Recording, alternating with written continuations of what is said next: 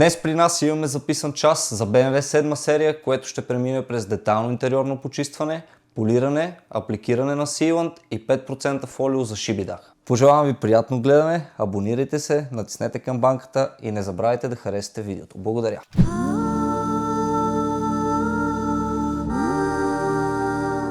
Виждаме състоянието на автомобила преди да дойде при нас.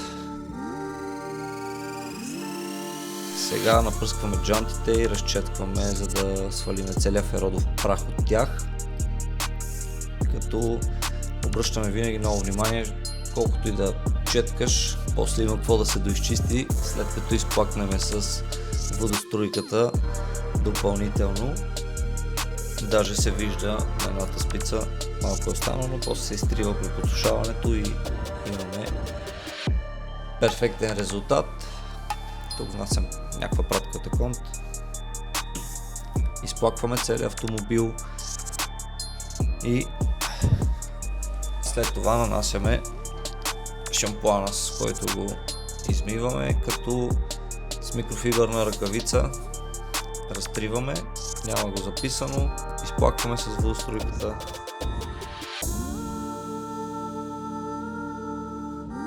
Обръщаме сериозно внимание на подкалниците, като се стараем да ги изчистиме максимално добре.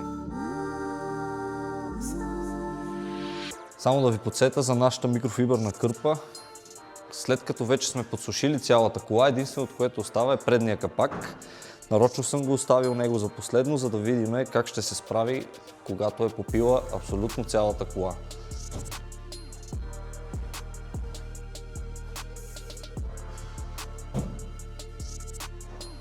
Както винаги, перфектно. Може да си поръчате от нашия уебсайт. Готови сме с подготовката. Паркираме и, разбира се, вадим абсолютно всичко, каквото можем да извадим от интериора. Рядко разглобяваме, имаме всичко необходимо, за да почистиме навсякъде, дори без да сваляме седалките. На по-новите коли избягваме. Все пак няма толкова сериозно замърсяване. Тази кола е била при нас преди не повече от година. Стелките единствено се нуждаят от малко турнадор. Издухваме преди да започнем всичко грубо, което можем да махнем от повърхността, фугите на седалките.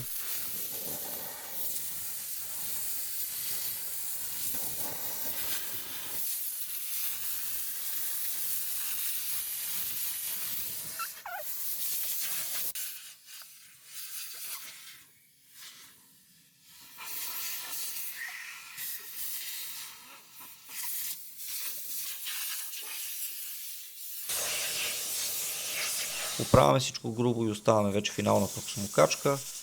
Както виждате, обръщаме доста голямо внимание на това нещо, защото може да се каже, че това е една част от свършената работа, може би 30%.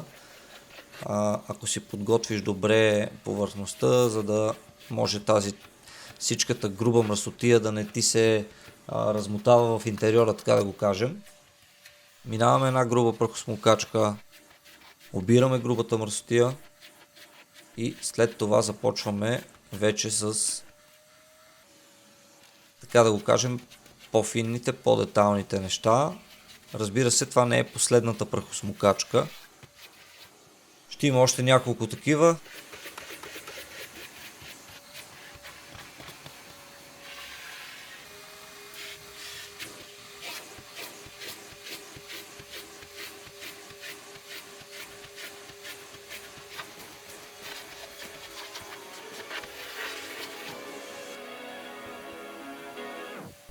И е ред на кожата да бъде почистена. Използваме Tri-Clean на G-Technique. За нас най-добрият препарат на пазара. Скъп, но работата, която върши, е уникална.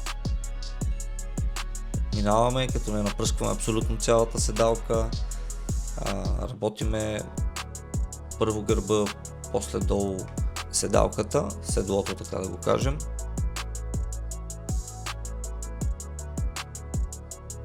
Ръбове, абсолютно всичко.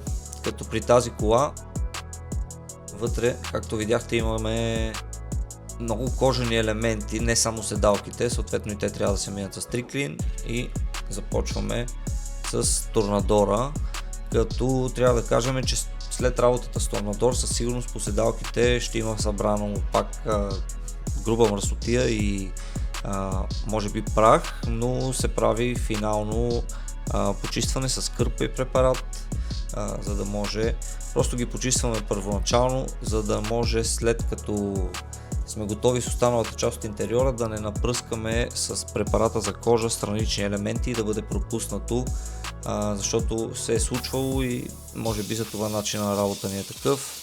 И вече си започваме пластмаси, фуги, въздуховоди, абсолютно всичко с четката и в така познатия препарат APC All Purpose Cleaner.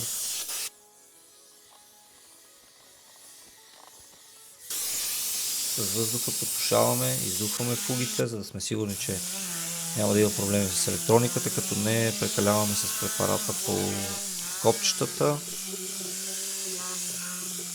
Допълнително, като ги издухаме с въздух, шанса да има проблем е много малък. Проблемите идват не ако го намокриш, а ако водата остане там и окисли след това. Облепяме си абсолютно всички пластмасови гумени елементи отвън с хартиено тиксо, за да ги предпазиме от машината и пастата.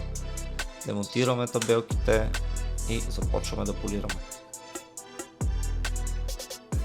В случая колата е била преди време, може би така си мисля. Да, била е преди година и половина при нас.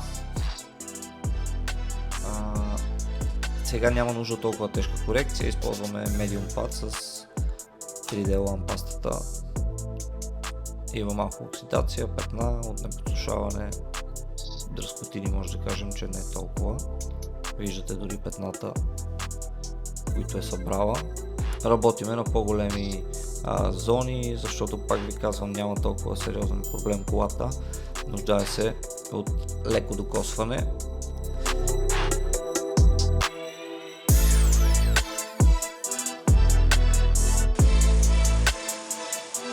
И разбира се, след това довършихме вътре интериора и ето го финалния резултат. Върнахме няколко годинки назад буквално.